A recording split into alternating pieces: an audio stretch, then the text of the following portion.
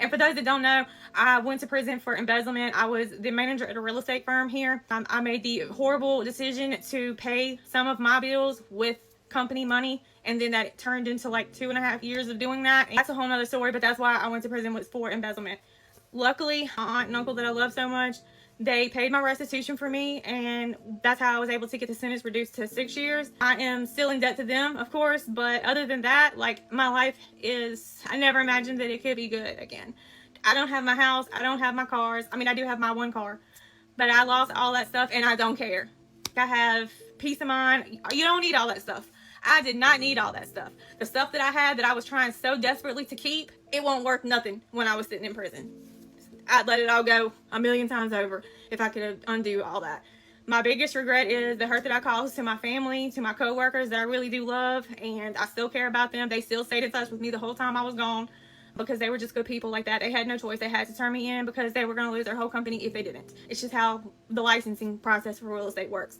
It puts everybody else at risk. I made huge mistakes, and I have done my best to make up for them. I'm forever changed by it because I go to the nursing home to my papa's and to the grocery store to pick up a couple things, and other than that, I don't go out of the house. That's why I'm in here talking to y'all all the time, because I can't be around loud noises and a lot of people, because it's like my system just overloads and I can't take it anymore. And I have been home for 6 years now. I've been off probation for a long time. I'm never doing nothing wrong again. I sit my ass right here at home, and thank God that my boyfriend paid the damn bills. And that's just how it's gonna be. I'm happy with that. Before, I would never be happy with that. I was always the one that had to have control of everything, that made the money, that took care of everything, and had to have everything for myself. So it's been a really hard adjustment to, like, not do that. There's so much more to the story. There's my childhood with my parents that were on Uggs. There was the Gucci pocketbook thing that kind of started this whole deal that got me the money to get the house and all that stuff, and then how that ended, and then what led to me committing my crime. And then, I mean, there's so much. Like, I had a boyfriend that I'd been with since I was a teenager. We were together for 14 years.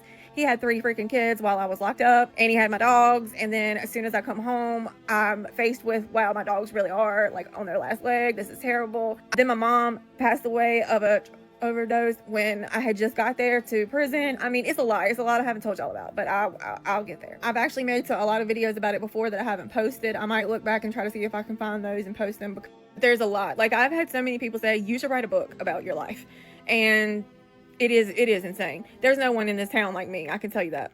That's if y'all even care. If y'all are interested and you want me to tell you stories of things and about my life, then let me know. If you don't care, that's fine too. I mean, I understand that I'm not really anybody, but just let me know if y'all want to know that, or if you would rather me just keep myself the way I am talking about other shit.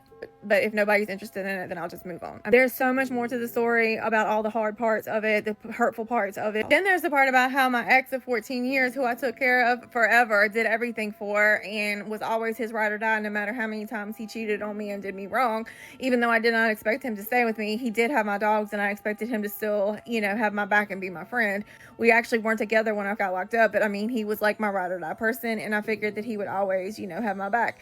And I ended up being friends with his new girlfriend that's 10 years younger, and then me and her ended up being like best friends. By the time I came home, we were best friends, hanging out all the time. There's a whole lot of tea with that, and you know what? He deserved every bit of it. No, I don't blame him for like leaving me when I was gone, because I didn't want him to stay with me, but he should have been my friend. I was always there for him, and he had my children, my dogs. So I ended up with his best friend, and that's who I'm still with.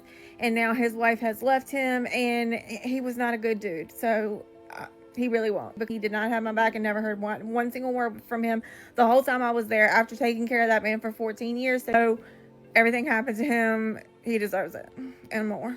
Yes, I did get his ass back, and it was great. I also had a relationship with an officer after my mom passed away, and that was I lost a daggone mind. That was my crash out.